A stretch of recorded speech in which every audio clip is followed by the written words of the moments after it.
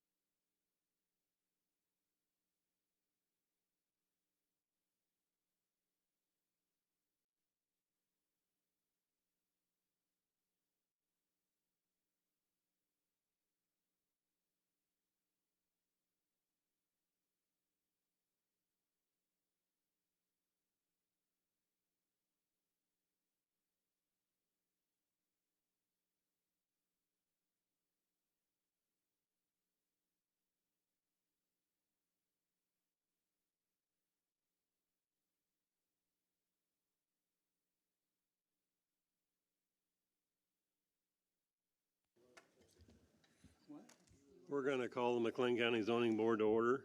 Will the secretary call the roll?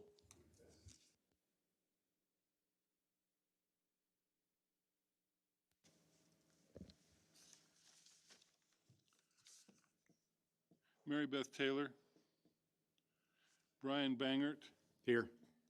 Michael Kuritz, Here. Rick Dean, Here. Julia Turner, Here. Ruth Novosad, Here. Jim Finnegan, Here. Greg Zimmerman. Here, finally. Gang's all here.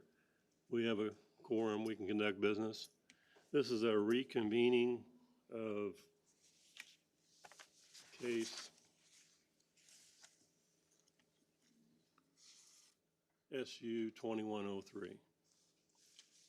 And the public hearing has been closed. At this point, the zoning board can start debating the case. Let's talk it over for a while and see if we get our questions answered. And then if we get to that point, then we'll go to the standards. But I'd like to see quite a bit of discussion before we get there.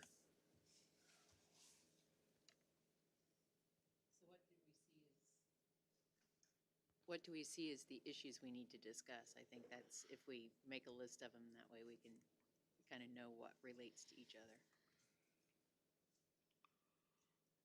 Seems kind of quiet tonight, doesn't it? There was a fair amount of Can discussion. everybody hear us out there? Or if we could turn it up a little bit.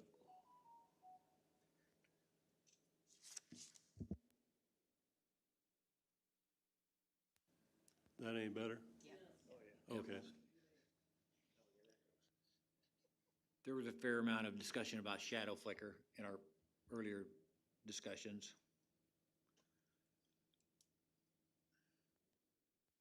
Well, you want to start on that? Means you brought it up.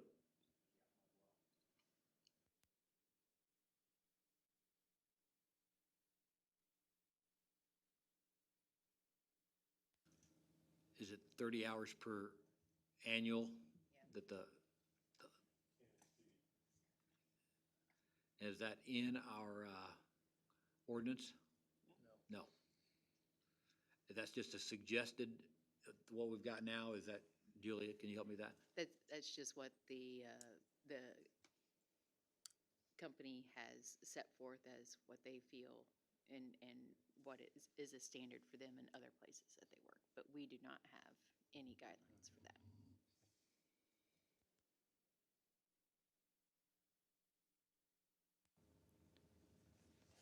Well, I would think that, if we decide that 30 hours per year is acceptable, I guess we probably ought to make a note and put that as a condition or contingency or whatever. Would you think? Well, I kind of brought up when we were talking about it that there were 15 towers. They said, it might have a problem between 20 and 30 hours. And if those were non-participating landowners, I think that's a bigger issue. If somebody signed off and said that's, they're not a problem with this, I don't really know that we need to worry about them. But if they're non-participating, I think that that's quite a bit for those, and I'd like to see what we can do about that. Because if nothing else, we've talked about it, I think they're laying back, but I think that those 15 towers, we should be able to monitor them a little bit better and maybe shut them down, for a half hour, an hour in the morning and an hour at night. I think what we talked about there is, just how difficult that is, because it's so dependent on whether or not the sun's shining, which way the wind's blowing. While that sounds like a great thing and an easy thing, I don't think it's a practical thing. And I feel that 30 hours in a year that it could possibly have flicker, you have to assume, that's the maximum it could be. And you have to assume that weather conditions and everything else are going to account for less than that. And I think that 30 hours is an acceptable amount. You have to be in the right room at the right time with the right conditions.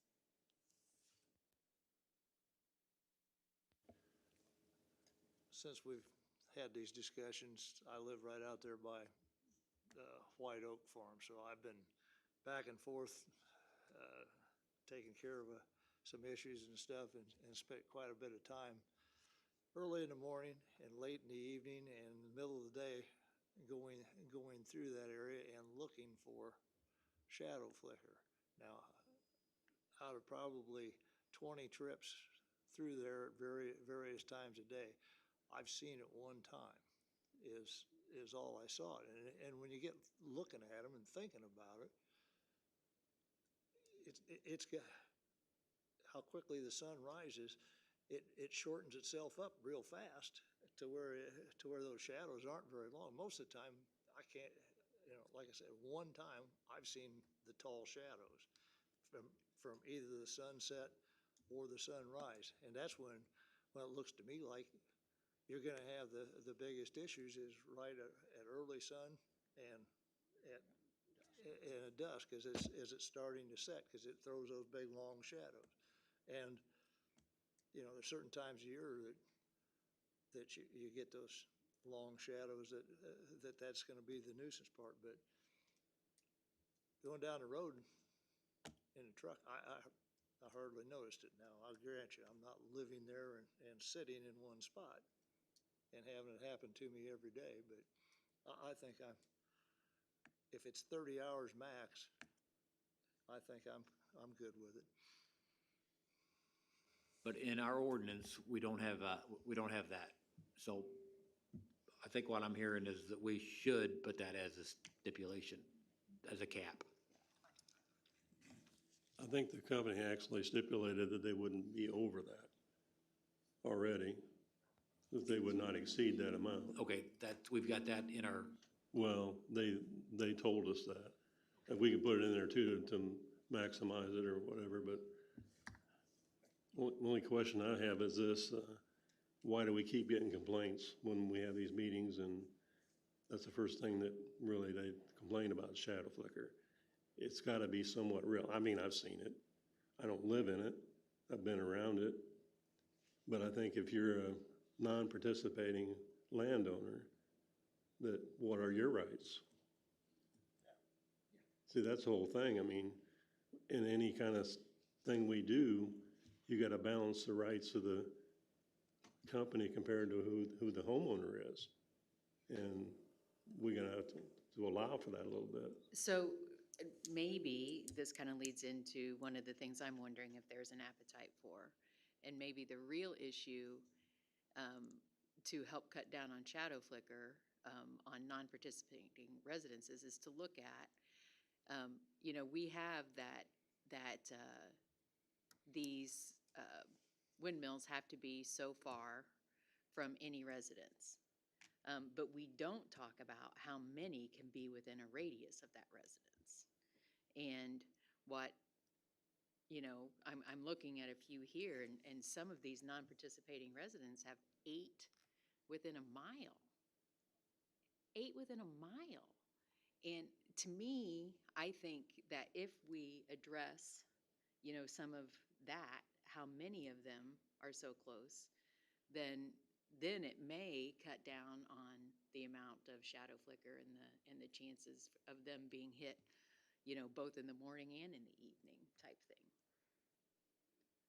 Just, I'm wondering if there's an appetite for that, to look at that. I don't mean to get off this subject, but I think they lead into each other. Looking at the transcripts, it does say the 15 would have 20 to 30 hours. And then 30 residents would have 10 to 20 hours. And then 281 would have less than 10 hours. So as far as non-participants, I think it's palatable to think that we could come up with something that helps them get down to 10 or less or something. They talked quite often about their ability to model what shadow flicker was on all these properties, they can model when those turbines need to be curtailed to reduce that shadow flicker to a point that would get below that. They also have more turbine locations than they're actually going to use, so they do have options. So in that sense, I'm saying with their modeling programs, I would say they could figure out a way to get that number down. I would have liked to have heard that they parked a camper or something and actually lived through it to say, okay, I've studied this by living in the shadow of one of these, just to say I lived through it, rather than just saying I experienced it through a computer. It's very different, but I'm kind of getting in the weeds here, but yeah, just a thought. Yes, if we have the maximum on that number of houses, that depends on who's around it and if they're getting hit from both sides. And that also assumes that we have clear weather through those times. And typically it would be the houses would have an east and west view depending on the ecliptic and how the sun's going through there. So I think the modeling of 30 hours maximum, they've already said they're going to meet, and we want to make sure that people are heard for this. So we might set a stipulation that for the residents who might experience that, which is easily determined from the modeling of where the sun's going, where the houses are east and west, where the turbines are east and west, we can specify that they turn them off for those specific hours. They're not losing a gigantic amount of energy by turning it off for the half hour or so, whatever that time is. The flicker happens as the blade goes around. The blade isn't going flap, flap, flap, flap, flap. It's going slowly through that. So there is some flicker effect, and and that can be mitigated by turning off specific turbines. And they've already got the computer models and the ability to turn them on and off. So I think we could easily conscionably set a condition that they turn it off to lower it below a particular standard, whether it's 15 or 20 or whatever. I think that's an easily accomplishable task. I think we're assuming that, but when we specifically asked them, they said it was not an easily accomplishable task. So They're not gonna tell us all their secrets. you're right. Well, I understand that, but the fact that we asked them directly and for us to make a stipulation when we've asked specifically if it's possible, and they've said it's not easy to do, or, I mean, I definitely got the feeling that it really wasn't that possible. So I'm just saying it's easy to make stipulations, but if we don't know that it's possible to do, what's the use of a stipulation? I mean, we're surmising that it can be done, so. But I watch, again, I live close to White Oak out there, and I watch those as you go around every day, and almost every day, they shut the whole wind farm down, and then they start bringing them back up later on. So they're shut down once a day, it seems like, at least in that farm, for whatever reason. So shutting them on and off doesn't look like it's a big deal. It looks like it's pretty much usual.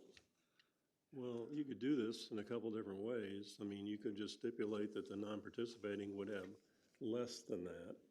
You know, a certain amount, we could stipulate, say, that would not exceed 15 hours. That's half of what is allowed. And if they don't want to do that, you know, they can do it any way they want. If they want to shut it down, if they move it, don't put those up. But I mean, I think we need to do something for those non-participating. And More than we've done in the past. You know, McLean County is kind of the leader of this wind thing.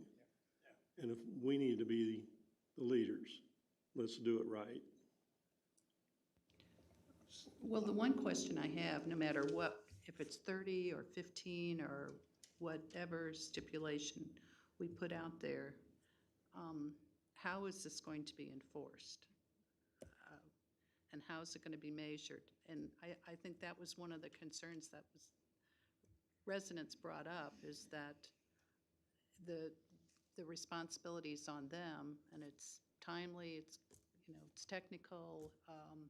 They don't feel like they have any support or help to enforce that. I mean,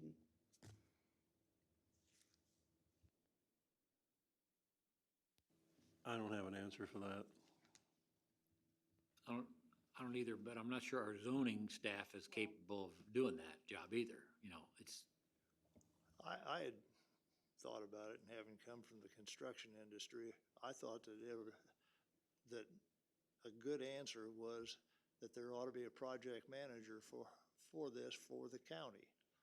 Now, Phil and his staff, that's dwindled down in size and everything, they don't have the manpower to do this, I'm sure, on a full-time basis. But firms like Farnsworth and Wiley and Lewis, Yockey and Brown are professional engineers that do these things and offer some of those kind of services. So if we stipulated that one of those be hired, and it was a stipulation that it be paid for by the owner, you'd have someone to police some of that stuff. And someone would be on top of if the dust control was being taken care of, if the roads were deteriorating, just enough. There's no reason we couldn't put that in as a recommendation. I mean, and whether they take it or not, I guess that's up to them. I mean, if the county would have to be the one that would be in charge of that kind of, what do you think? Yeah, I mean, everything, it's kind of like the road agreements, it's all up for negotiations, and it depends on what the county board feels needs to be done. But it wouldn't be just for one wind farm, it'd be for all of them? Well, I mean, you got the same problems everywhere. yeah, well, and I mean, and maybe that's what we need to do, is we need to recommend to the county board that there be someone hired to do that.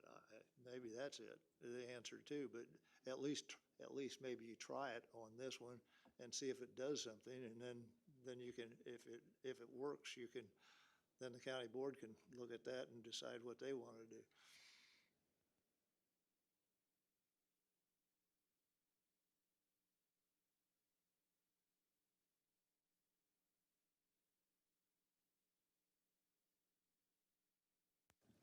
Well, we want to move on to the next thing, or we talk that about as far as it's going to go?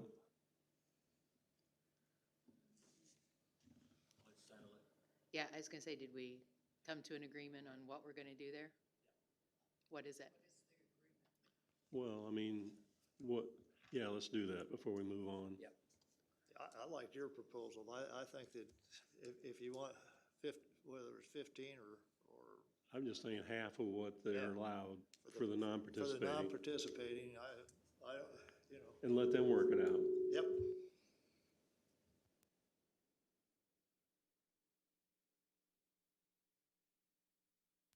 You want so that as a the motion? stipulation will be, I mean, we're talking about putting in a stipulation that it's no more than 30 hours for participating landowners and 15 for non-participating.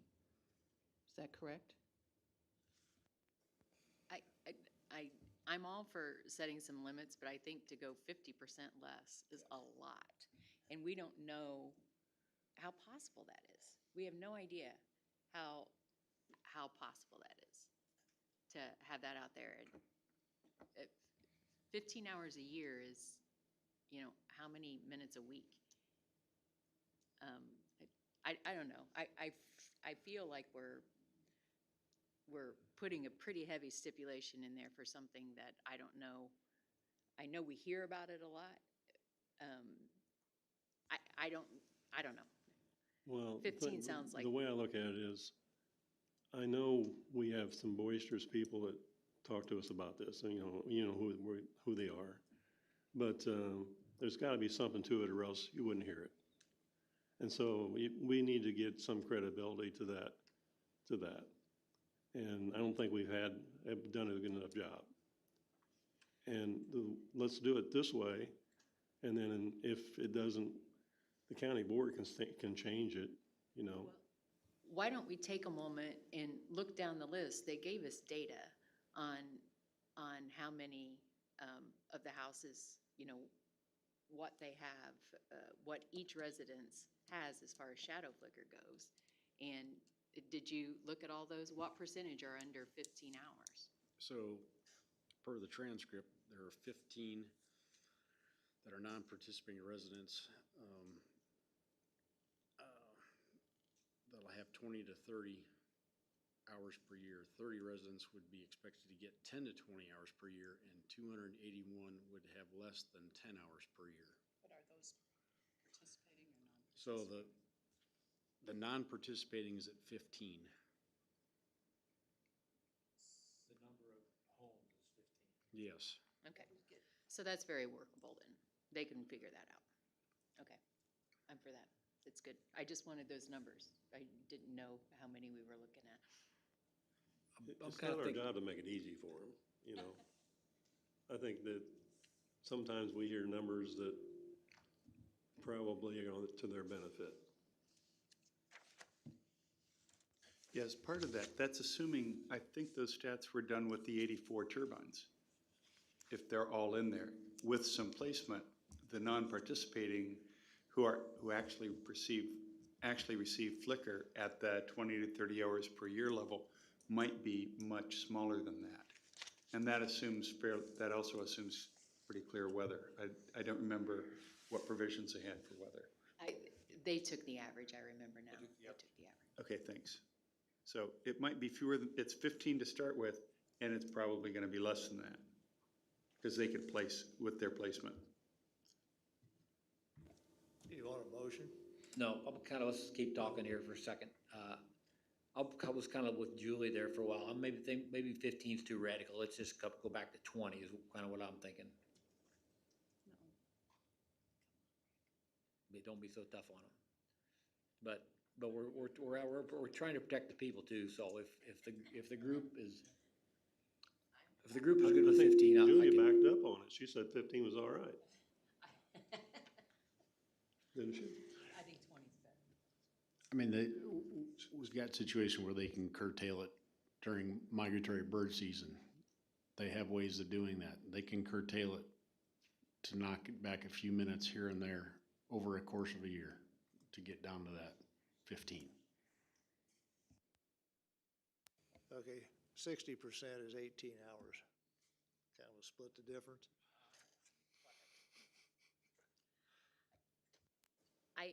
I'm just concerned about our stipulations, if they get approved, being possible. Because we don't want to get in the habit of just throwing out stipulations unless we know that they're possible. Well, like I say, and I know it's in the book, I've read it, that they can turn the turbines off for a few minutes. So I think anything's possible. And I'd like to be conservative. I'd like to keep it at 15. I think particularly the non-participating landowners ought to be well protected in this instance. So I guess I would be in favor of keeping it at 15.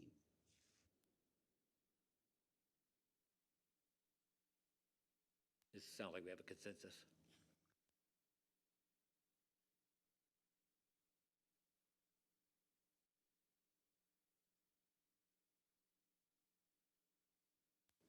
So is everybody happy with that? Maybe the company's not. You really don't need a motion if we can just come to an agreement, right?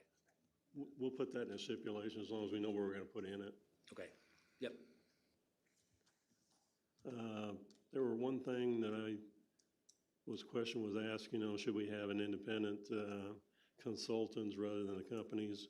We've never had that. What's your thoughts on that? I mean, we can't do anything on this case, but going forward. I think we should. Um, It's not that we're not trusting of their information, it's just third-party verification is a good system. It does work. And it could help dispel some of the other, one-sidedness that we occasionally see. So I think it's a good thing. I agree that it's a good thing, and every single person who comes before us has the opportunity to bring that person to us. The company presents their side of things. I mean, kind of the way the system works is the company presents their side of things, and those who are against it present their side of things, free to bring forth any information and expertise that they want. And if we want additional information, then we get that information. That's kind of the way the system works. We don't automatically put up, a independent information. Think if we did that for every case. I mean, I feel like our system is one side presents theirs, the other side presents theirs. And that's what we're supposed to be basing our decisions based on what both sides brings us, the information both sides brings us. Yeah, I think the system that we've got here in place, Julie, is working great, and that's what you're referring to. I think what the discussion on the table now is whether we should have an independent consulting person oversee the project. Is what I was thinking. Maybe I'm wrong. Yeah, I think what they're talking about is verifying the information that's coming in here. Not overseeing the project is another topic, but this is a topic that came up as far as, we're taking the company's word for it with their information, but that's the way our system works. They present their information, others present their information, and we make a decision based on that. Okay, well, then I think we could end this discussion then, because I think that I'm comfortable with the way the system works. And unless I'm all wet here, I think the system is okay, and so we don't really need to fine tune that anymore. Well, and I guess my concern is that we ask good questions and we read the information, we listen to the presentations, we make the best decision that we can based on the information. But what happens when in real life the models aren't correct and the shadow flicker is more than 30 hours and the noise levels are higher than predicted? Again, I think it's the enforcement. It's looking at the real life situations and probably after the fact and verifying that they've met the standard. And I don't see that in any of the wind farms. I don't see, and I don't think it's appropriate for the company to supply the expert to go out and say, yes, we've got it right. I think we need to do that independently. So that was my concern. So that's a whole other thing. That's an enforcement issue that you're talking about. You're not talking about information presented at the hearings or at these meetings. That's correct. I mean, I think that we're going to have to do the best we can, and I'd have to agree that if those opposing wind farms want to come up with their own studies and make their own presentation, that's fine. We have to make a decision based on the information that's presented to us and based on our standards. But the missing piece is how those standards are applied in real life. It would have been before you got on the board, we as a board did decide that we could, if we have questions, hire and bring in experts to clarify a point. And I'm saying clarify as opposed to support one cause or another. What we're trying to do is to get to what works and what are the facts behind this particular area. If I use the word truth, it's like, we're trying to figure out how this system works so that we can make a fully informed decision. And we decided many years ago that we could bring in some experts. What we found is that through the back and forth and through the process, we have had good enough information that we have not, we have brought in some experts, but not on these particular topics. So, and it was just really small points that we were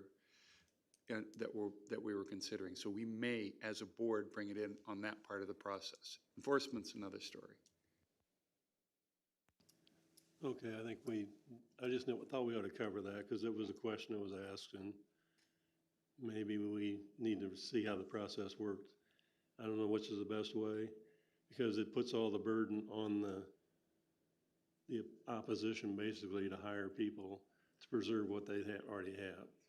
And so that's the part that really is not quite fair. The company has everything to win, the people have everything to lose. I don't think that's true. It is. Oh, well, the company's spending money too, No, to do this and but to the present company it is- and to go out and get things. I mean, they both have something on the table as far as, The company That is, goes. it will be, they want to get the thing passed, so I mean, they're spending the money to get the process working. The people that live there are just trying to preserve what they have. So it costs them money just to do that, if they hire consultants, and they're not cheap. I've been there. Right. You know that. right, and I agree with that, but that is across the board for many different things, not, I mean, that's kind of the world we live in. You know, if you have different things coming into your area, or things are quote-unquote progressing in a way that you don't want, then that's what we do. I mean, that's our democratic system. So, I don't know. I don't know of a better way, and I don't either. so. And maybe, and not for this case or whatever, but we have enough wind towers in our jurisdiction right now that maybe it's time to hire a study done to find out if the standards have been met on the ones that we've got put up there. And then next time they come in and they say that their modeling's good, and we've had a chance to review the farms that we've got up, we can say yes it is, or no it wasn't. As far as I know, this board has no budget.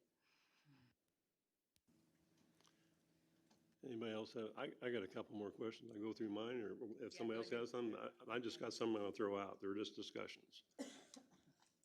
Another question was asked, being able to stop the project if we need to.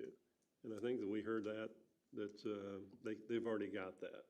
So I don't know for sure that we need to add anything unless you guys think different. I do not think any differently.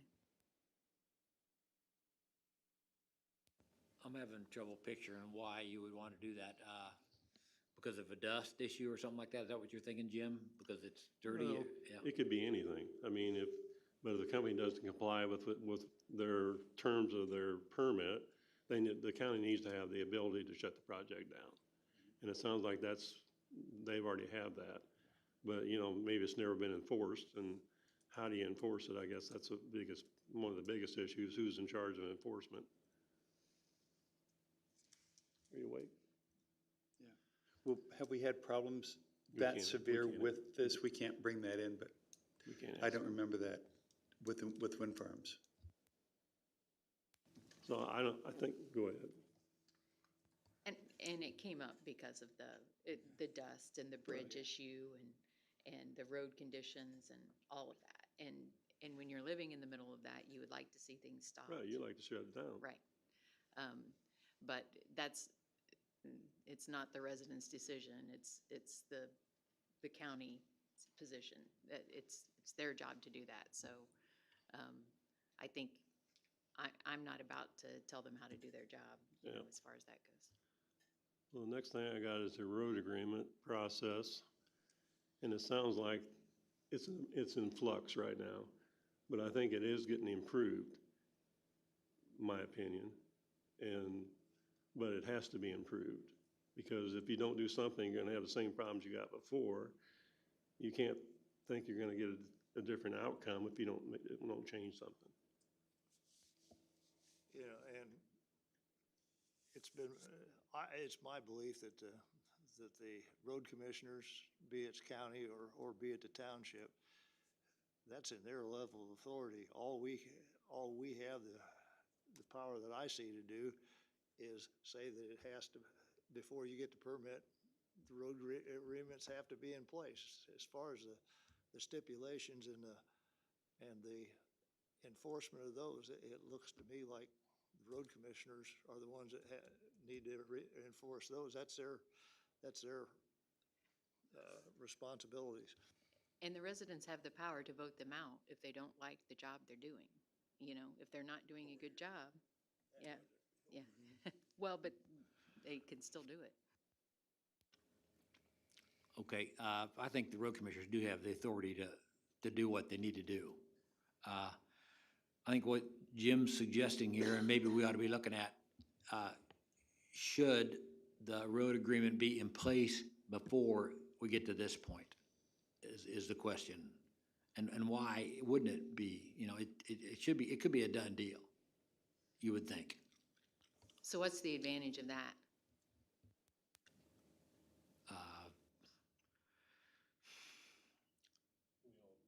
We know all the details are worked out, I guess, but Yeah, the detail will be worked out and there wouldn't be any loose. Well, I mean, we still don't have any say in the road agreement, right? So my reading it isn't going to change the road agreement, and my knowing what it is isn't going to change anything.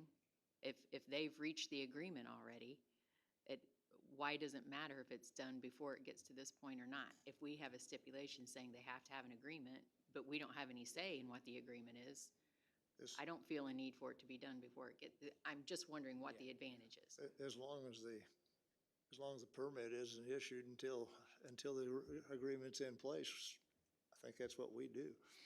That's our stipulation.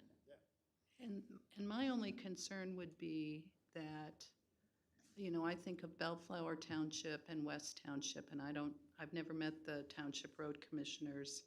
And, you know, I worry that the townships are anxious and supportive of the wind farms, and they don't have the experience with what can go wrong and how to protect the township roads. So I guess I'm kind of wondering about the relationship between the county staff and the township, or, you know, how to craft that agreement so that the township roads are well protected. And I know it's not part of the zoning responsibility, but, you know, that's my concern, is that I think that's probably been a problem in the past, that the road agreements on the township level have not been strict enough, and there have been problems.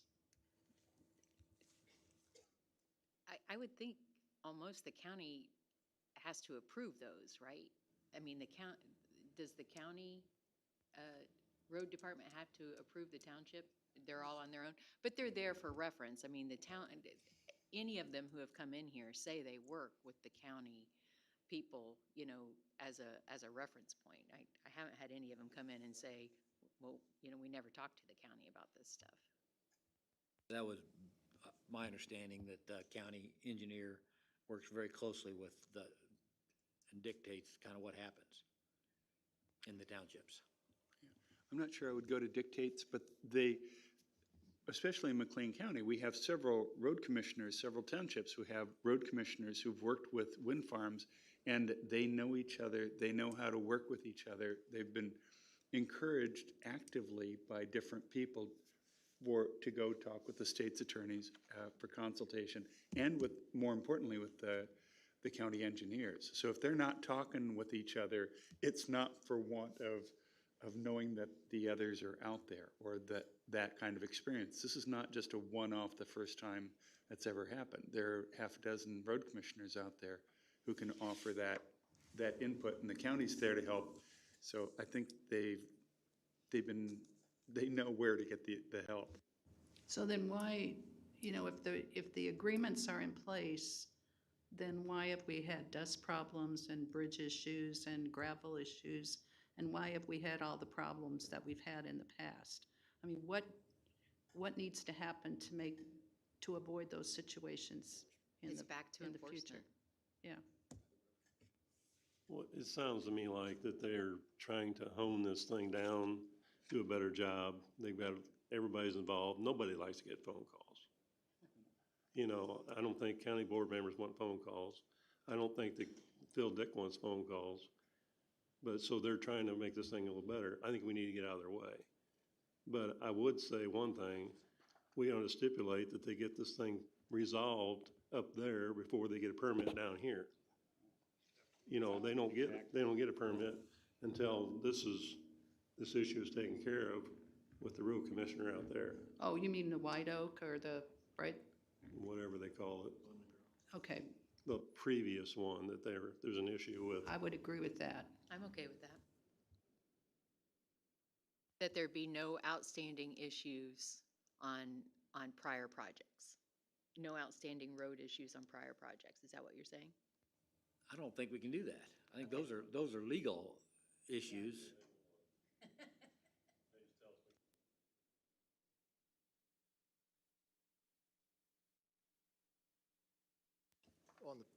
On the previous projects that this company Invenergy. has finished or, yeah. And before Invenergy gets a permit, or if it's whoever gets the permit for this next project, the previous project has to be no problem on it. I mean, the issue that's going on.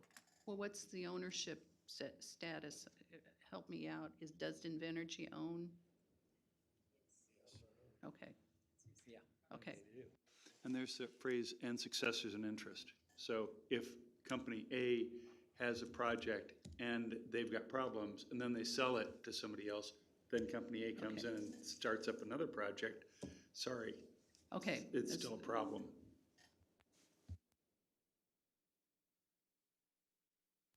That's all I had on mine, so you guys come up with what, you know, I'm sure you got questions too. I hope I didn't ask them all if you wanted to ask them, but I like when our chairman does that. That's good. My only question is really, is there an appetite amongst from anybody else to limit the number that they can have within a mile? I mean, we have a limitation on how close they can be, but we don't have a limitation on the number that can be within a radius. And like I'm looking, one of them that was at 30 hours, you know, has 1, 2, 3, 4, 5, 6, 7, 8, you know, within an hour. So, you know, limiting the shadow flicker will help. They'll have to get rid of one somewhere there to, yeah. And that's, I think the two things kind of work together, but there's another one, 315, a non-participating residence that has 8 in a circle all around it. I just think things like that for non-participating residents, that's who we have coming in screaming, saying this is crazy. And I tend to agree with them. Yeah, it doesn't matter what direction the wind's coming from or the sun's shining or anything. They're gonna have the maximum shadow flicker, or they're gonna have the maximum amount of noise and disruptions, plus the maximum amount of traffic, or road traffic and dust around them. That doesn't seem real fair.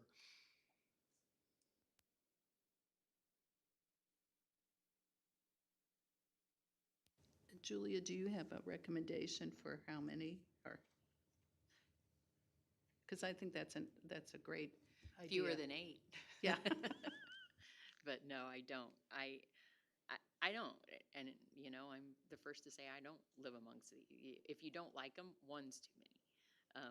So I don't know what the right number is, but I do know the people that we've had in here screaming the loudest are the ones that have a lot around them. Well, for one thing, we ought to stipulate that you can't put them on all four sides of a non-participating property.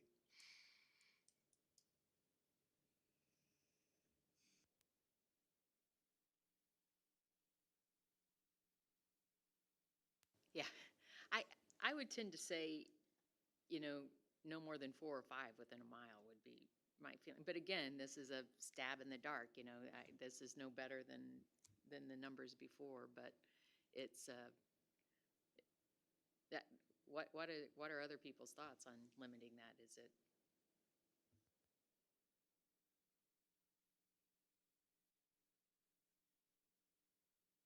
So help me out, what's the definition of participating? It has to be, the wind turbine has to be on their property or within a quarter mile? Is that the case? They're just getting paid. isn't it, Yeah, with they're all getting that. paid one way or another. Well, I mean, but why do they get paid? Is it either they're on their property or it's a quarter of a mile? It's on their property, or they have entered an agreement with the company saying, yeah, I know, you're close, and there's lots of them around. So and- there's no stipulation as far as how close it has to be before they get paid, okay? So just if they own the land, then they're getting paid for having a wind farm here, and they live here, they're participating.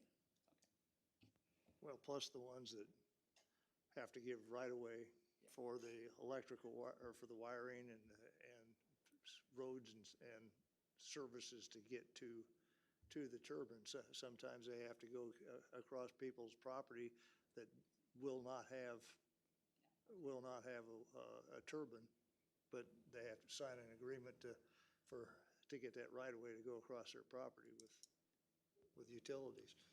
Yeah, but I would define it, I'm not sure I'm right, but I would define participating as, that means you got a wind tower on your farm and you're getting a check for it. I don't know that. But you could have it in different ways. It can be, you could be getting money for just the nuisance factor and not have a tower on your property. So then you're participating because you're taking money from the company. Okay, I got you, thank you, yep.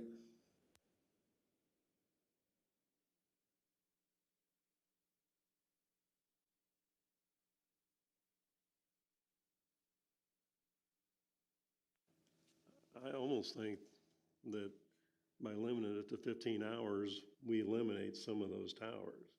But I don't know for sure that I'm right. It's got to do some. Yeah, I agree. I think you probably are. But then again,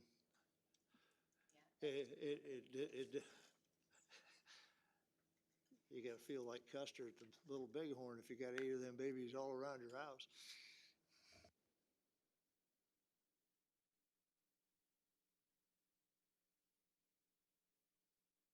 Resident 315 is the one that I'm looking at that's encircled. Let's see how many. Yeah. And so they pretty much, they have 8, it looks to me like very close within a mile, and they only have 8 hours and 7 minutes of shadow flicker expected. 8 hours and 7 minutes.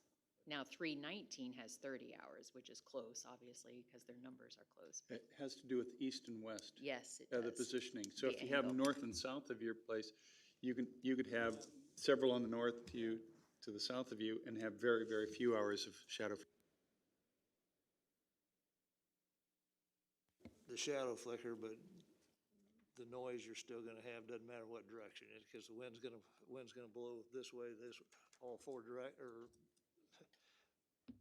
directions and intermediate, so you're gonna have the sound, and again, you're gonna have the construction dust and the nuisances around you more so, 8's too many.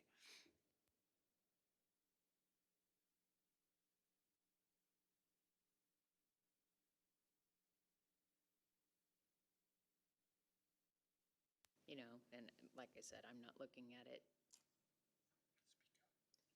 at it exactly. I'm just looking at what it it's pretty close to 8 within a mile. There may be a couple of them that are a mile and a tenth or something, but. So I don't know. I'm just asking. We have this come in, these are the ones, you know, when people come in specifically and say, I'm this resident, I've got 5 around me, that's too many as far as I'm concerned. We regularly cut, you know, say you need to cut out 1 or 2 of those. So do we just make a general stipulation or not? We didn't, you know, we heard that maybe once here, but for me, I think it's something that we need to start thinking about putting in permanently as far as another. They have a practical approach to it in that they say, we have identified this many, say 84 locations, but we're only putting in 60-some turbines. Right. So that gives them a lot of flexibility. So on the maps, what it looks like they have done here, as they have done earlier, is say, here's all of the turbines, we do them. Yes, there are going to be some houses that have 8 around them. I have not gone back and looked at to see what they actually put in there. But just removing a couple turbines or excluding a couple turbines, and they have the ability to exclude a couple dozen of them, gives them the ability to, 1, eliminate a lot of flicker, 2, eliminate other issues that they have. And that, I think, is the built-in flexibility of how they've planned these things. I agree that they have built-in flexibility. I don't agree that they use it for that particular issue. I don't, and just like you said, you don't know if they do either. And what I would like to say is that they use that flexibility for that issue. And I'd almost think 4 is too many within a mile of a non-participating. You know, maybe 3, but again, it's a shot in the dark we can quibble about.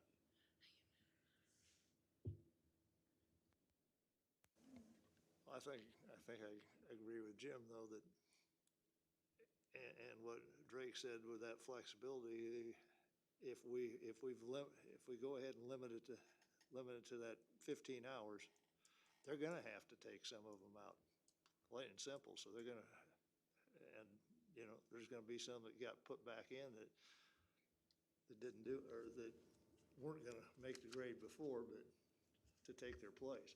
But didn't Julia, did I understand you correctly? There's one that has 8 within a mile, and their shadow flicker is predicted as only 8 hours.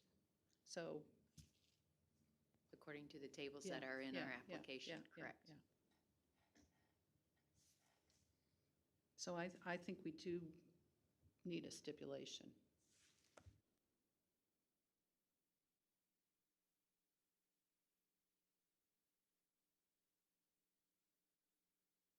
We got no guidelines to go by for this, so I don't know that we can do that, but, because there's nothing to base it on, just the fact that they don't want them.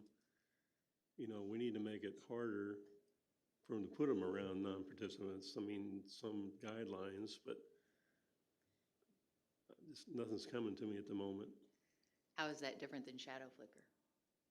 How is that different than shadow flicker? Well, you make a good point. I mean, I'm not downplaying your point at all.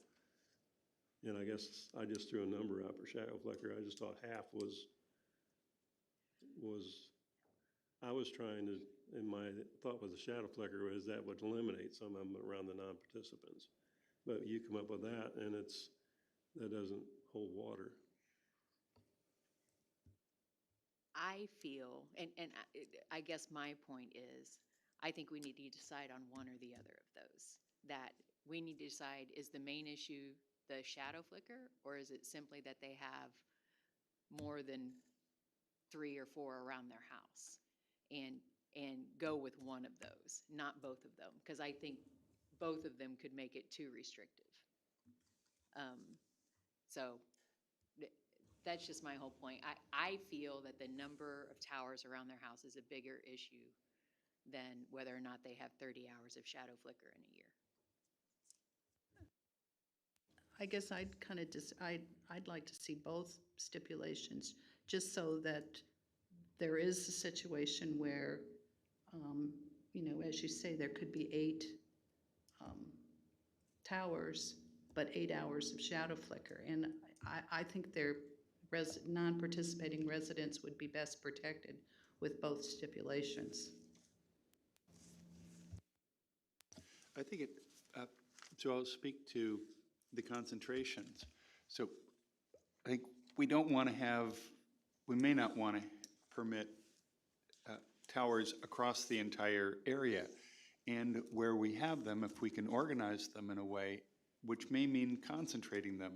In a couple other cases, we've lined them up, say, line them up so that the planes can fly more easily in there to do the crop dusting. And some places are better suited, especially in this part of the county, there are fewer residents than in other part of the county. That the concentration in an area that is less densely populated may make sense.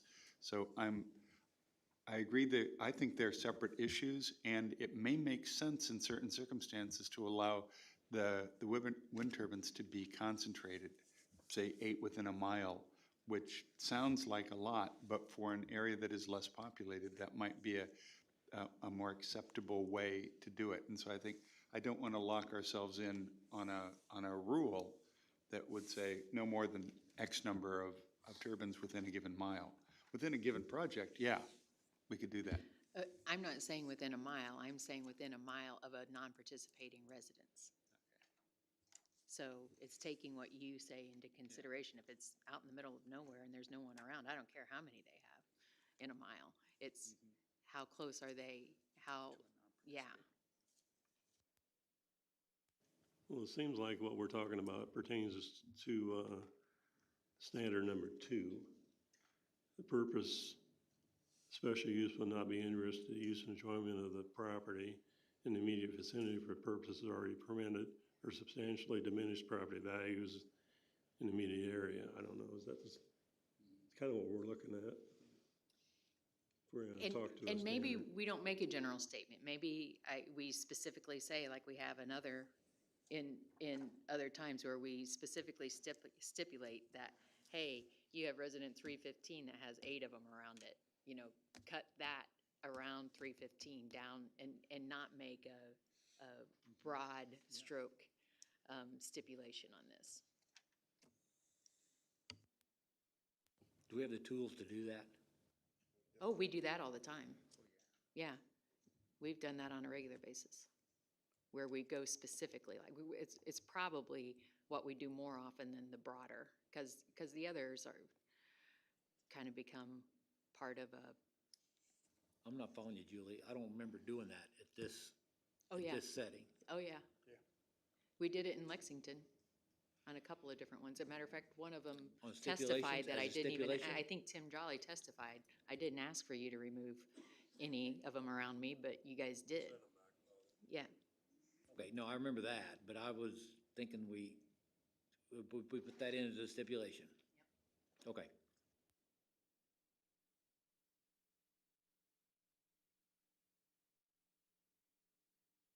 I'm not sure we have the tools to do that wisely at this point in time, right now.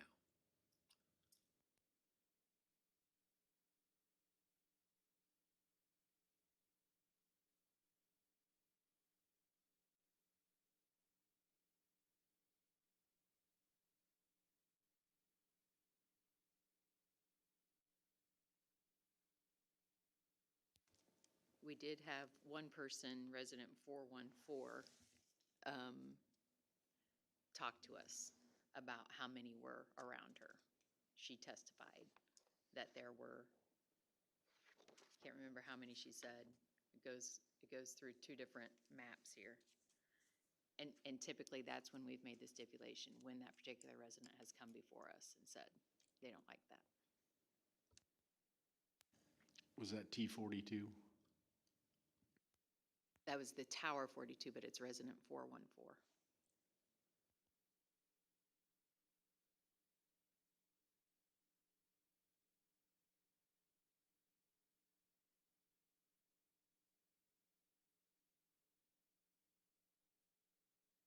Yeah, how do we feel about having a stipulation relating to Tower 42 or Resident 414? As we had she testified that she didn't want to have it close by. She's non-participating. How do we feel about that? That's how we handled it in the past, because we had one person specifically in Lexington or Chinoa, I don't know which one it was. And then I think we decided if we were gonna do it for one, we're gonna do it for all. But the one person was very boisterous about not wanting them. And we did, I think we did about 3 of them. Because Tim Jolly was one of them. And I think it was a Taylor that we did. Travis Taylor, yeah. And seemed like there was a third one. Yeah, I can see it on the. Yeah, there was a young family that had just bought a house that we Right, I changed think there them. were 3.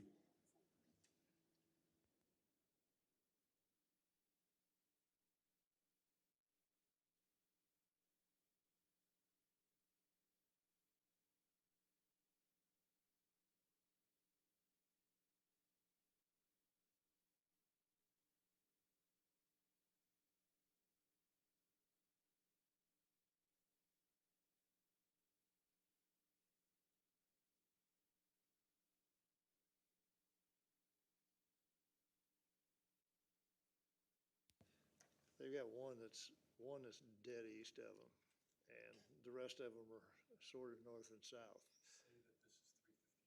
Yes, this on 315.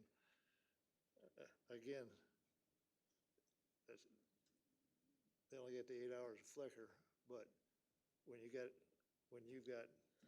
if you look at this map, like Julie was talking, you get 8 of them, and they're all a whole lot less than a mile, it looks like to me, and the noise issues, because that's the other thing we hear is the flicker and the noise, which if you stand and listen, or if you listen to them long enough, you finally figure out that when they make the noises, when that blade goes by that tower, evidently it's compressing that air between the two, and that's making that noise.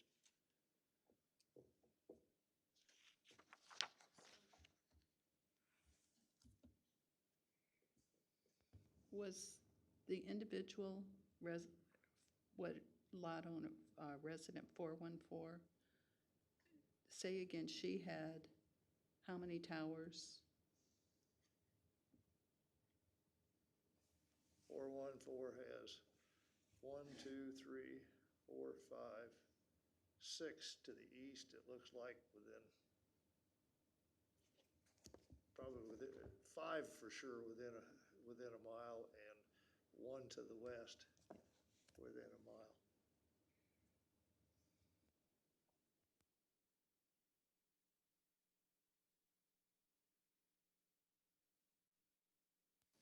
But a mile is way farther back than what our stipulations are. I don't remember what they are exactly, but 5,280 for a mile, so. And we're much over 2,000 feet, I don't think, for how close they could be. It's 1.5 times the Yeah. height of the, But I don't know what that is Tower. exactly. Yeah, it's actually the 1.5 times the tower, and the towers, I think, are somewhere in 591. I was gonna use 600 just for a ballpark. So we're talking, if they're a mile away, they're 4 or 5 times the standard. So it's a ways away. Can't really push them back any farther. It's pretty hard to control them much farther than that. and that's exactly what I said. I mean, we have that regulation, which is fantastic, but what we don't talk about, and the people that we have show up from multiple counties who come show us pictures out their window, that they're looking at a lot of them out their window. Those are the people, whether it be because of the noise, because they're seeing it, because of the shadow flicker, I don't know. I'm just saying that seems to be like the ones who come in front of us the most. And I don't know if we need to set that. If you guys think we don't need to, let's move on and go. If we do need to, let's set a particular number for these residents that we have in front of us. And actually 315 hasn't come in front of us, but 414 did. And do we want to do anything for her? She asked us to do something.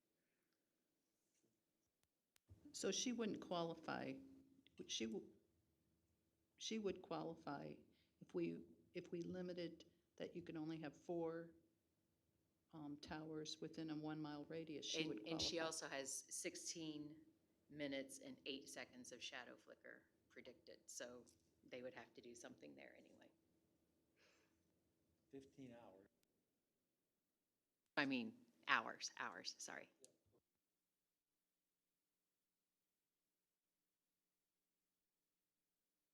Looking at Mike's map, it looks like if we want to do something for her, we could limit it to 3 to the east. They've got 5 plotted for to the east, and we could max that out at 3. Yep. That would sound okay, but I guess, you know, we can't do it for all of them because they never ask us to. Right. So, somebody that specifically asked, I think maybe we can do something for them.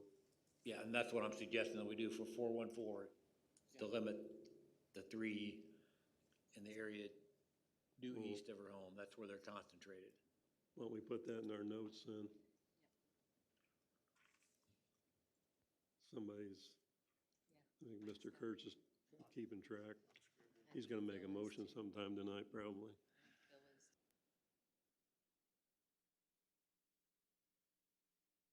That's all I got.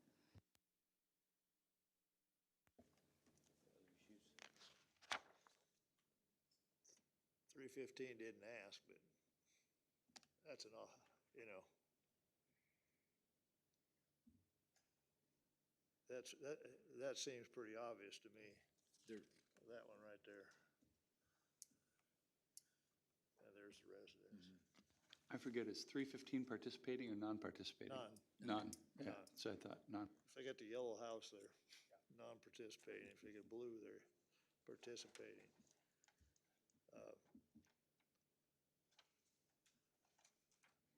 Again, if you got 4 to the east, if you took that to 2,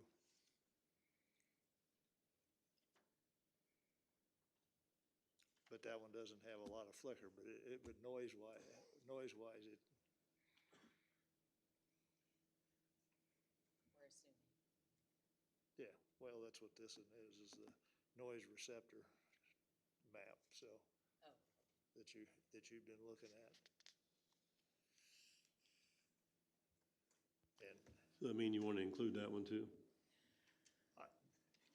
Yeah, let's just go ahead and include that, cut that back to, there's 4 in the east, due east. Limit that to 2. Ask them to take out 2 of those, only put in 2. I don't know that we need to specify which direction, because the shadow flicker is not an issue for that one. It's, you know, it's 8 hours, 7 seconds. So you're thinking out of the 8, just take it, ask them to take it down to 6? That's fine. You got that, Mike? Well, I'm confused. Are we still talking about a stipulation that there can be no more than 4? No, we're handling individual basis now, only. Yep.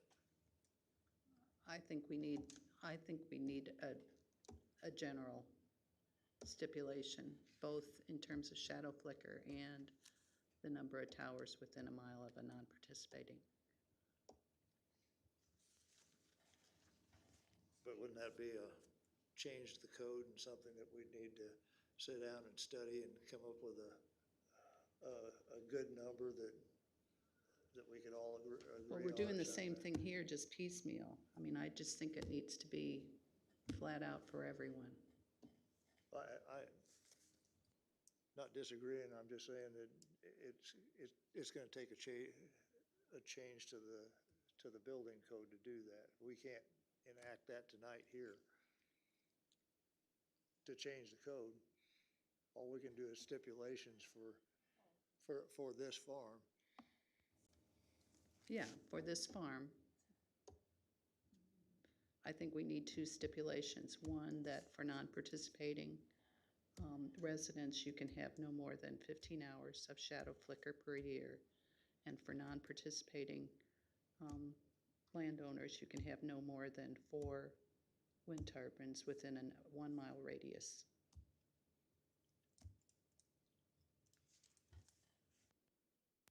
I think that might be fairly restrictive for, what the wind farm's proposing to do.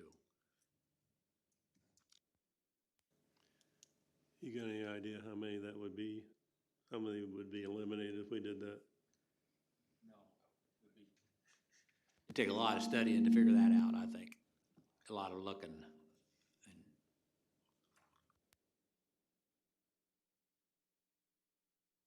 Yeah, the only way you could do this is to transfer this on and have like an AutoCAD, so you could take and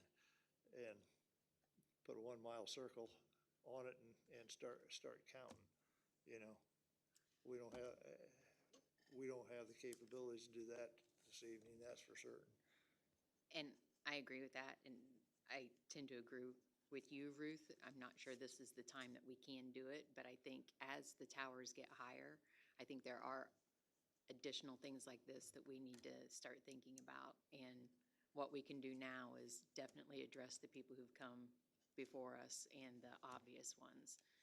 And beyond that, I'm not sure what we can do without, when they've designed the farm based upon this. Personally, I don't see a big difference between this and the shadow flicker issue. I think we're doing the same thing with both of them, but. And the only concern I have is that if you have people, and I haven't looked at the positioning of the towers with respect to non-participating very closely, but just because somebody came or did not come and made a presentation, I don't think that should dictate that they get treatment. I mean, I think if it's bad for them, it's bad for everybody else that's in the same situation. I would disagree with that, because I think for some people it is bad for them, and others, they don't care. It doesn't bother them. They like them. I think we have to base our decisions on what comes before us. And we can't I don't feel like we can make blanket, across the board. And without discussing it as a policy and as a change, like you said, to the code or to the policy. And I think this is consistent to what we've done in the past. We've made some allowances in the last wind farm for setting it back a little farther for people that asked. So I don't think we're setting a precedent here that's new. And 315 didn't come in and testify, but it's just so obvious that you've got that big conglomeration. I mean, there's one little yellow house sitting in the middle of this big circle of turbines, and so doing something for those two, I think. So what? I think we can say. Where's 316? It's on the other side. Yeah, no, you keep going. Oh, down here. I agree, and that's where I think we either draw the line at who's come before us or not, those who've asked for it or not. As much as I think 315 is obvious too, I hope the company would do the right thing there, but, Well, or they, 316,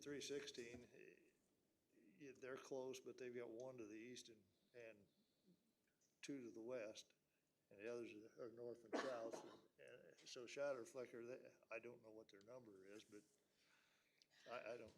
I think they're okay. I think once you get to deciding that is when it gets hard, and that's why I feel we either make a general statement of, no more than 4 within a mile, or we only take those who've asked us to do something. And I would prefer the general statement. And yeah.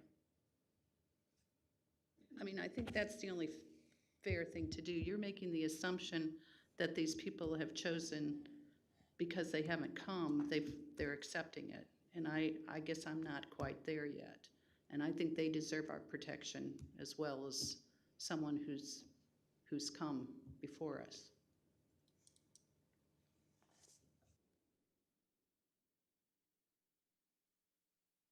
Well, I think 4 per mile is too restrictive.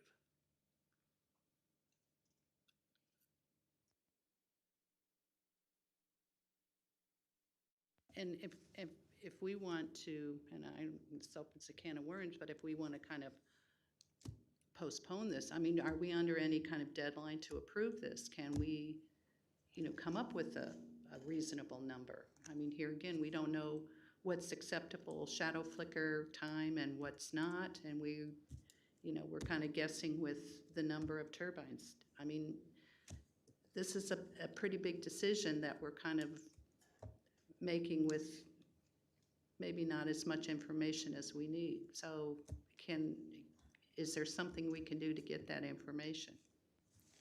Well, what you're suggesting is you'd have to reopen the case. So, I mean, to get the information that you really want, it would actually be something the company would have to present to us, and we'd have to not start over, but it would be reopening it for one issue and another hearing, and would be, I'm not saying it can't be done, but it's not as easy as what we're talking about.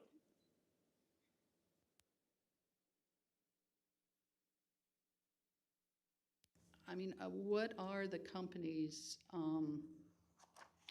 opportunities if we made some restrictive stipulations that they wanted on a individual basis exemptions to?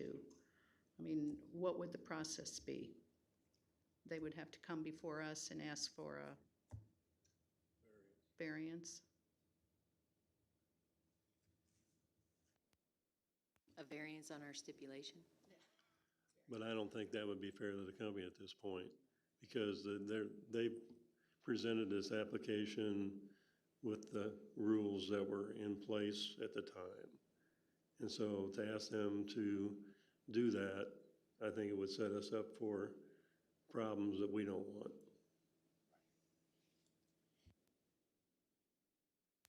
By being too restrictive. I just mean, we've changed the rules after Yeah. the horse left the track. I mean, we can't do that. You can't legislate backwards. No, I think basically we need to look at what we have tonight and try and do the best we can. And I think that's what we're trying to do. Maybe we're trying to do too much. So are you saying we shouldn't have any stipulations at all?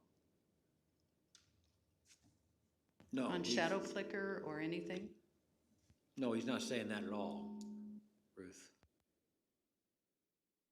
No, I think what we've asked for, we can put into stipulations. But for you to go as far as to say, they'd have to ask for a variance to do that, we can't do that.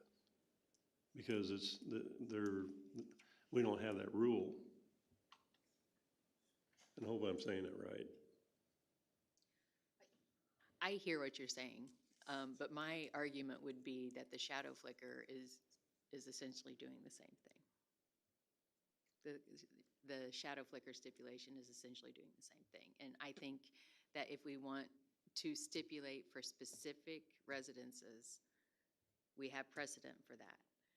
But when we're throwing in a whole other set of rules at this point in the game, that we are regulating backwards. The shadow flicker is, we don't really have a rule in the county, period. I mean, it doesn't sound like there's a rule. There might be a state law. I don't even know if there's one of those. So we're just saying that, we think this is what it ought to be. And I'll make this point.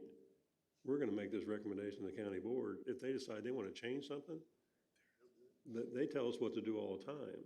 So, I mean,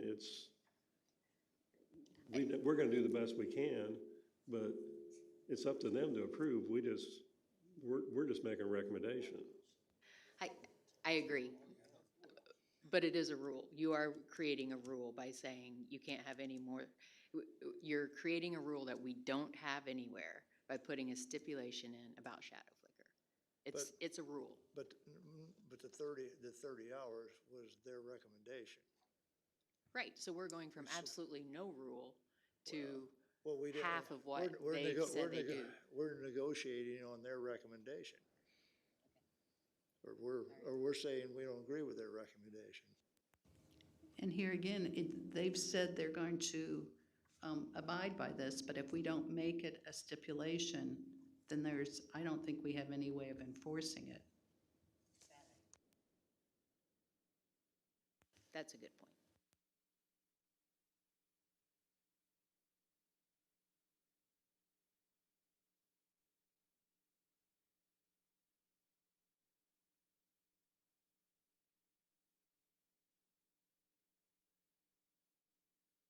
It takes me back to perhaps 20 is the right number for the,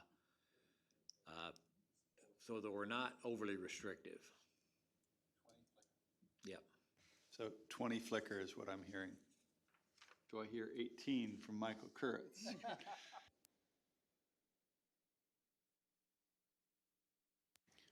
Well, I'll stick with Jim. to something that Julia said earlier, trying to reduce the number around people have come forward. I think this is an intimidating process, and I think maybe it's something I can get behind Ruth in this.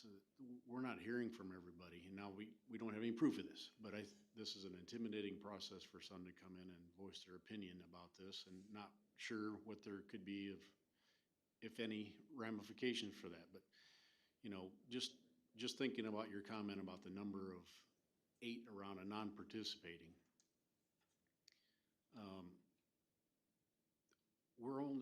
we've only been focused on the number of decibels given off by one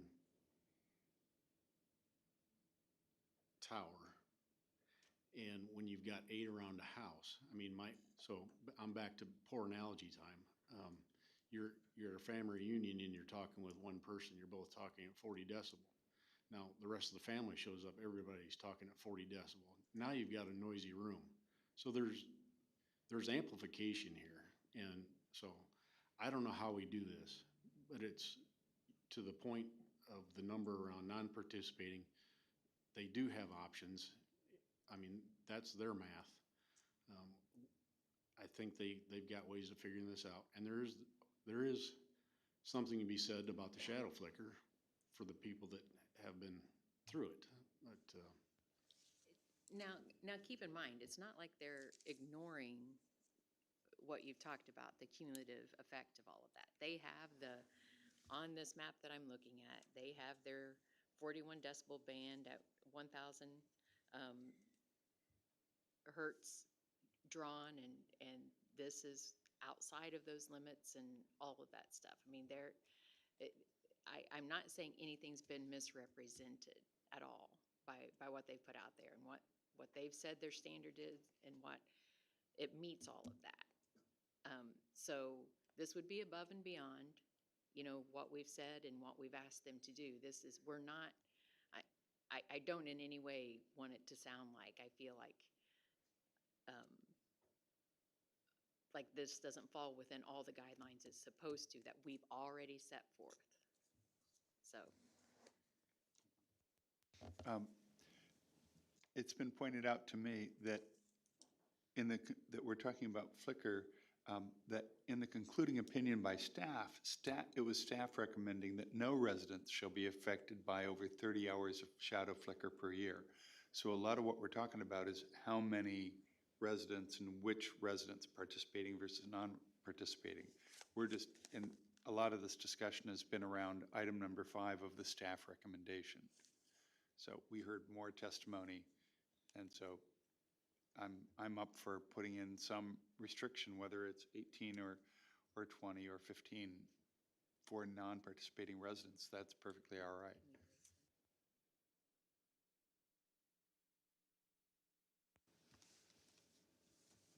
We're gonna take just a little bit of a break, about 7 minutes. Start back at 5 till.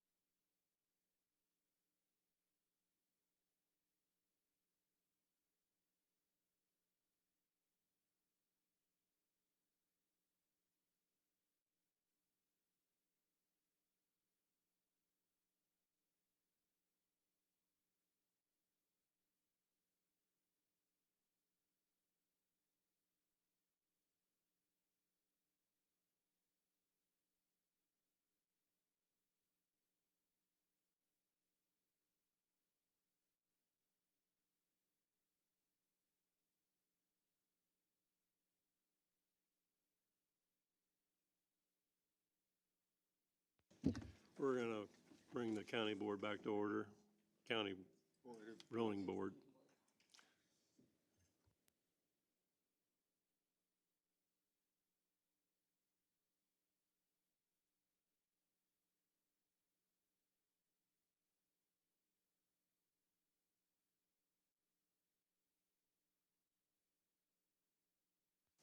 I don't know where we're at for sure. Where would we stop? Trying to figure out whether we want to, how restrictive we want to be on this. I think 15's a little much. I think 15's a little too. We're on the record. Okay. I believe 15's a little bit too restrictive. Where would you go? You know where I'm going. 30 is what the company thinks they can live with. It's also what staff recommended.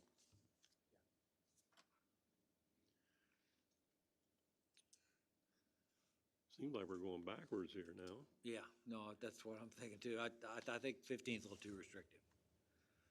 And I think the 4 per mile would be way restrictive myself. I think that's just too, we're almost gonna eliminate the project in my way of thinking, but I could be wrong. Jim thinks that they could work around a lot with their 80 towers on this map and 60 allowed or something.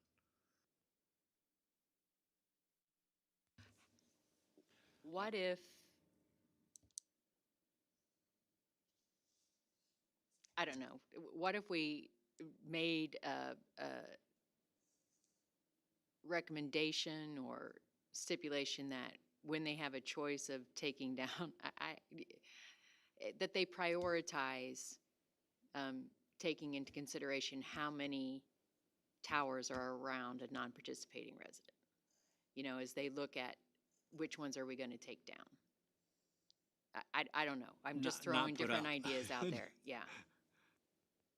No, I like that, Julie. That sounds reasonable to me. Do we have that kind of teeth to get them to look at that kind of stuff? What I'm looking at is letting them know what we're thinking and what we would like to have happen. And, you know, we've approved, if we approve this project, it's what's in front of us for the most part, and we could put in stipulations, and I hate to put in whole new rules because they've designed this and all of that good stuff, but this is a partnership, and if we approach it like a partnership and say, hey, you know, we don't want to put a restrictive thing on there saying 4 per, so as you guys look at this, prioritize your non-participating residents when it comes to time to not put some of these towers in. I think that if I were a company and you made a recommendation like that, and I was looking at the bottom line, I don't think that would go very far. I mean, I just don't think it would be very effective. You know, we've already seen instances where no project is going to be perfect, but we've already seen instances where, in my view, you know, a company has tried to kind of take a shortcut or whatever. So I'm not sure I'm really there with the trust that they would do that. And I understand that, Ruth. And I think what you're talking about as far as getting much more restrictive on how many are in within a mile, I agree with it.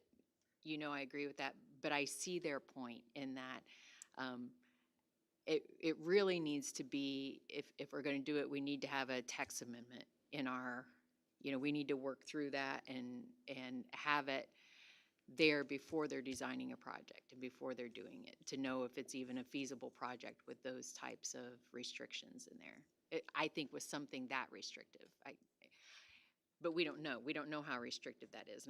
And you said, so can we move it forward? We can kill it. I mean, that's always an option to vote no, because you don't feel like you can do that. But at this point, I don't think it's the right time to put something that restrictive in. I think it's either you vote for the project or you don't. And do you understand what I'm saying? Because we have the option.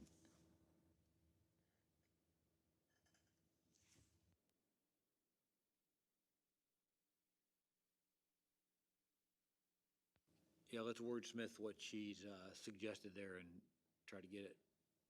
And let's put it this way, if they don't follow those recommendations and we continue to have people in, you can bet we're going to get a lot, I'm going to fight to get a text amendment in there limiting it so we don't have these people coming in screaming that I look out my window and see 8 windmills around me.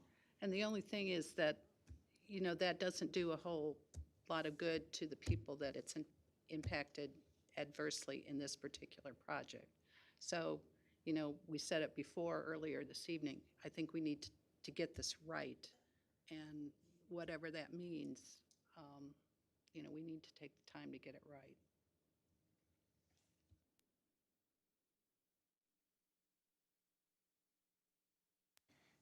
I just, I think for the people that we have heard from, I think there is something that we definitely should make sure we make it happen for them, definitely. I also am not comfortable with the elephant in the room, which is the prior project that has ongoing. So I don't know how we migrate through this, and somebody can maybe speak up on how we migrate. Do we get this as far as we can? And then what? Because when you haven't got everything, all your ducks in a row from the last project, would we go forward with voting? I mean, I don't know, somebody else want to help me out with that? What's your major concern from the last project? I guess it goes back to the road agreement, and there's a bridge issue, and But- that should be resolved. I mean, before you start another Right. project. But that road commissioner was here before us, right? And he said they were working through it, that he felt they were at the table and they were working through it. I heard others who were upset with what was going on there, but the information we got, and correct me if I'm wrong, but the information we got from the road commissioner is he felt like it was moving the right direction. Is that correct or not? That's what I heard, and it was basically in the hands of the attorneys, so. Yeah, and I had the sense that the current road commissioner for this project had gone to school on what the prior road commissioner for the other project had not put in. There might have, I don't think the project was finished, and I think the road commissioner didn't negotiate as strong an agreement as other people might have recommended that they do. And so they were starting to have issues, or they already had issues. But the new road commissioner down here in Bellflower area, I am not concerned about. I think one is here, two, he was fully informed that he had to go get all the information. And he knew how to get the information, where to get it, and had everything under control. I think you might be mistaken, Drake. I don't think I've ever seen that road commissioner in this room for Bellflower or West Township. Yeah, that's my recollection. I don't think they've I know come them both. forward. They weren't here. It was the one in the current project that said he was working with them. Yeah, He it was said he was Lexington working or with them. Shinoa- Yeah, Lexington. he said he was talking with them, so, and that he was working closely with them, but they did not come to say that. And that's Okay, kind of one thanks. of my concerns is that there hasn't been, I haven't seen, and here again, I don't think it's our role to oversee that agreement, but that is of concern to me that I don't think the townships are really as engaged as they could be. I think the townships are doing well because they've got the leadership of our county to guide them where they need to go.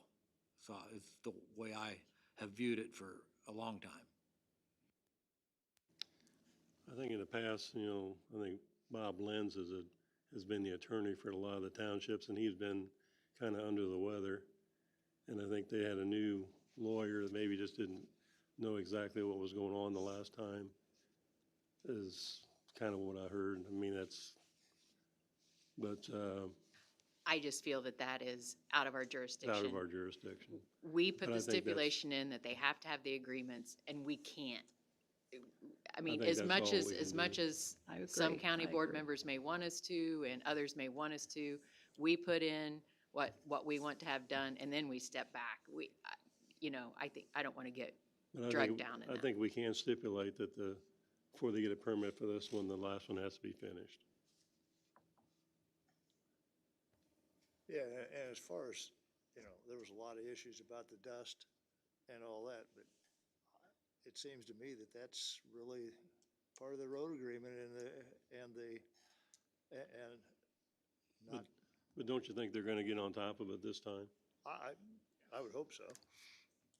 I think there was enough conversation about it that they, like you say, they better, or 4 years from now, or maybe, well, we don't know. It might not be 4 years. They may be a year from reelection. So.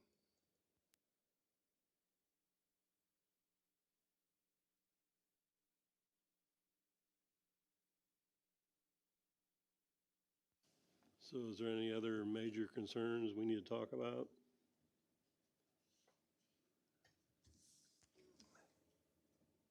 We kind of need to decide, there's two camps, one at 15 and one at, Let's go for 20. I'll back up. I think they're dogging it, they can do 20. And that gives us, I think it shows that we're trying to help the non-participants. If we don't do something, if we do them all the same, then I think we haven't done our job.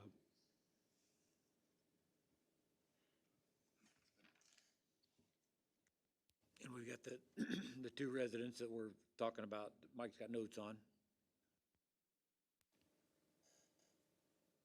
Definitely the one resident, and then if we want to do something for the resident that wasn't here,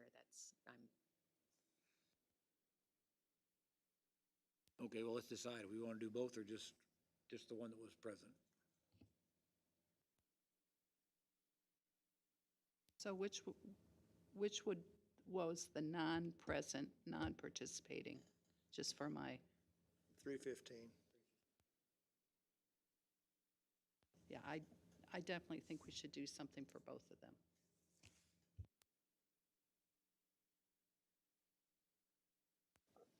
So what would that be? What are we gonna do for them? Limit it to two, or there's four in that spot. To try to encourage them or ask them or stipulate that they only have two. They have to choose two in that spot for both. They're essentially the same. There's four concentrated near the home for 14 and 315, 414 and 315. And we're gonna ask them to only have two that close to that house. I think it was 4, wasn't it? There's 8 now. Okay. on Yeah, but four- I'm going, there's 8 all around it, but there's 4 really close. Yeah, we went from, on 315, we went down to 6, so that was your two. From 8. to get rid of two. To get rid of two. Yep. And, I thought you meant only leave two. and 414 was, limit the east ones to 3 towers instead of the 5 or whatever it was. Okay. That's Okay. fine, that's fine. Yep. All right. Any other concerns? Just so Ruth's comfortable with it. Say that again, Mike.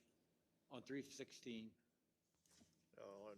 On 414, you're gonna limit the east, And then the towers to the east to a total of 3. And 315, you're gonna take it down to 6 around it instead of 8. Let's say no more than 6. Yeah, no more than 6. okay. It's fine, 315. Okay, we're good with that.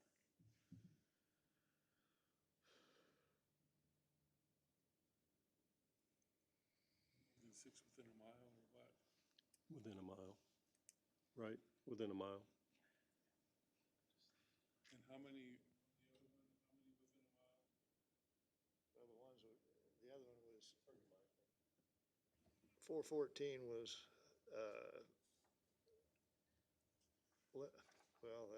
you can't say Yeah, that, because limit to the east, 3 towers, that takes out a whole lot of them out there, okay, so, Yeah, to three on the eastern side within a mile. Is that right? If we're gonna limit the whole deal to a mile, then we'd have to recount them.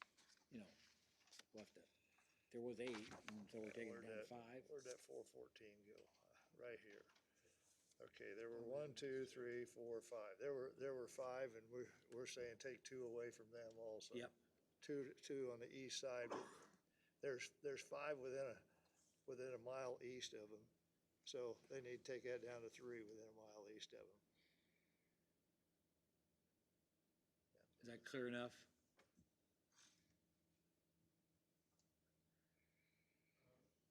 To the east, they're limited to 3 within a mile.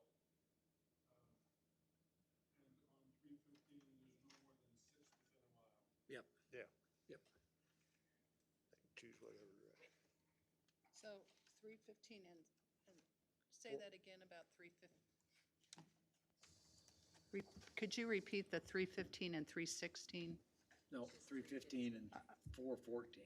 And so we're not going to do anything for 316? No. We're not including it?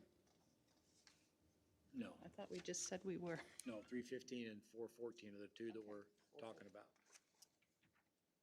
414 is the one that Yeah, I know. testified. 315 is surrounded on all 4 sides. I see. And 316 or 316 isn't surrounded. They got plenty, but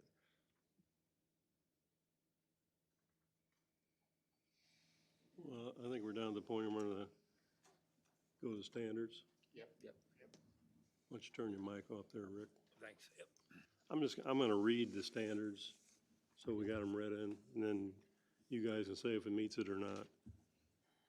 The proposed special use, standard number 1, the proposed special use will not be detrimental or endanger the health, safety, and morals, comfort, and or welfare of the public. Is the standard met?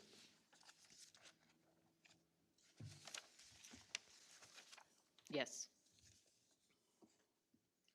Number 2, the proposed special use will not be injurious to the use and enjoyment of other property in the immediate vicinity for purposes already permitted or substantially diminish property values in the immediate area. Is this standard met?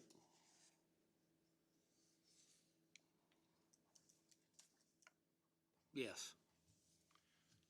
Number 3, the proposed special use will not impede the orderly development of the surrounding property for uses permitted in the district. Is this standard met? yes,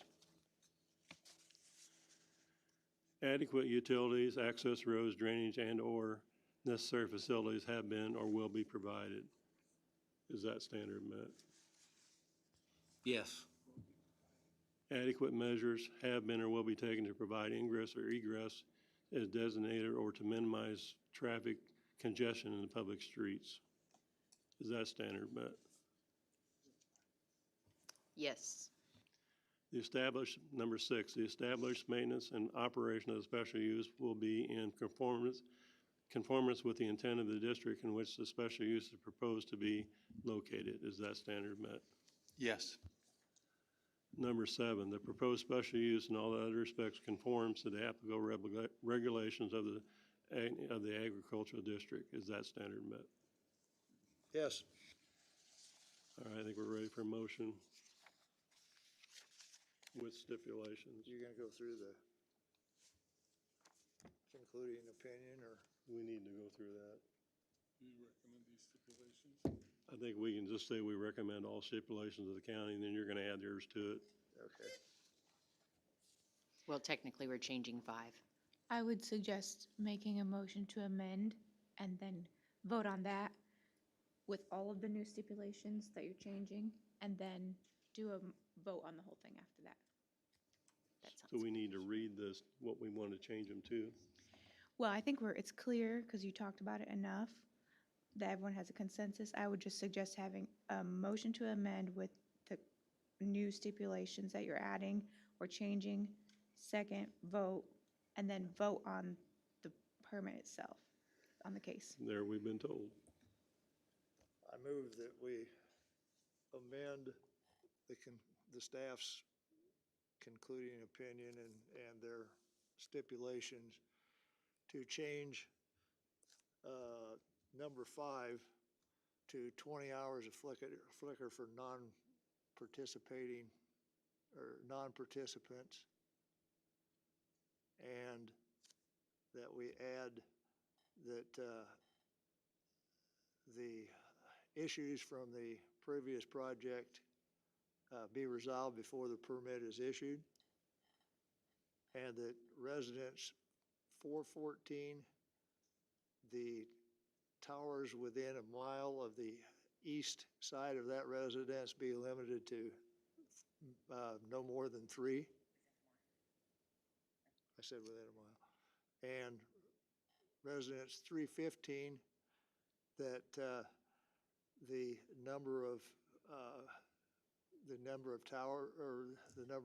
towers around that residence be limited to no more than 6. Within a mile, yes. Do we have a second of that motion? Second? So we have a motion by Kurtz, second by Turner. Can we have a roll call vote?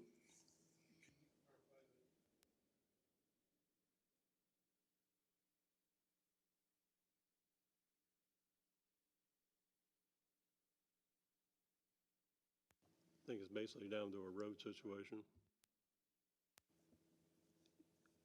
Yeah, that the outstanding road issues be resolved before this permit is issued. By this permit, you mean the special use permit or the permit to build the wind farm? The permit to build the wind farm, I believe.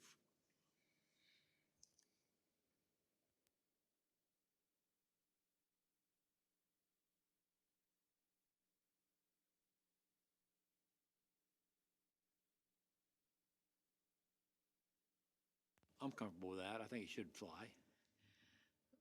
Do we know what the issues are? We heard of one issue. I think that's a pretty blanket. Yeah, if it's in court or being handled by attorneys, I could. These are all both LLCs. Huh? These are both LLCs. You know that. Different LLCs. Yeah. Oh. Yeah. You're suggesting that we shouldn't be tying them together. I'm not an attorney, but I don't know how to really deal with that.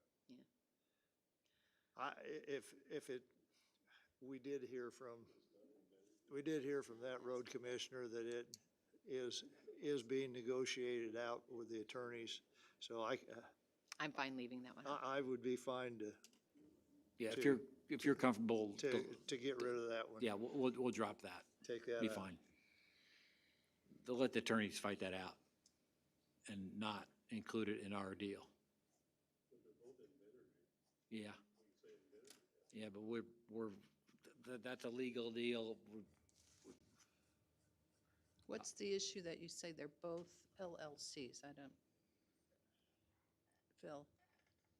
He's suggesting that they're they're both separate entities, that what one doesn't impact the other one. Invenergy is different than, No, that this is one LLC and the Lexington was.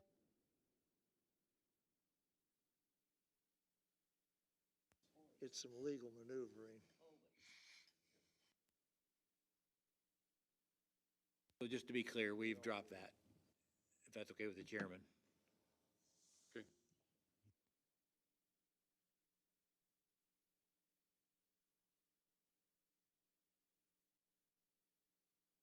Drop that with permission of the second. Permitted on the second.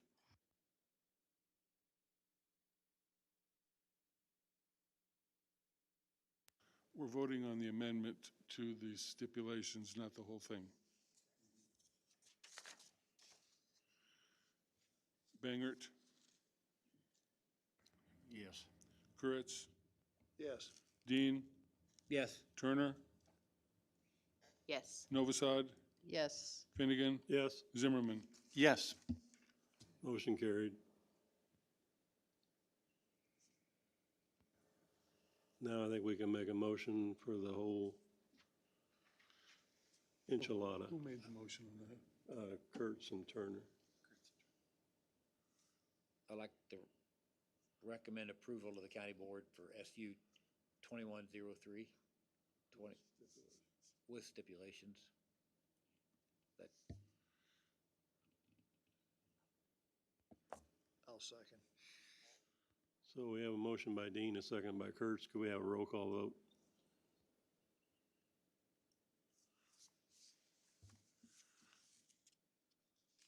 Bangert, Yes. Kurtz, Yes. Dean, yes, Turner, Yes. Novosad, Yes. Finnegan. Yes. Zimmerman. Yes. Motion carried. I don't know what here, I mean, you have to talk to Phil. He knows all about what goes on from here. I have no idea. Our job is done. This will go to the county board on the 15th. Yes, that's a 5:30 PM evening meeting, and it will probably be pulled off the consent agenda and it'll probably be voted separately. And just for your information, that meeting is in person only and will not be streamed. Thank you very much. Yes. I think we are adjourned. Thanks for coming. And there's no meeting on July 6th. Yeah.